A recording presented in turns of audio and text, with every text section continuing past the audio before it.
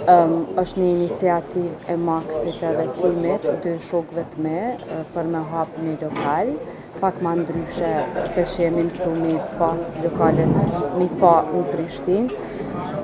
Është komplet stil marokan, karakterizon çajin e Marokës, tradicional që pijet atje shumë, edhe ka pije koktela që do me thonë gjithçka vjen prej Afrikës Jugut, ka vera të ndryshme, edhe stili mrena, ambienti, gjithçka që përfshihet në inventar, ka të bëj kryesisht me stil marokan.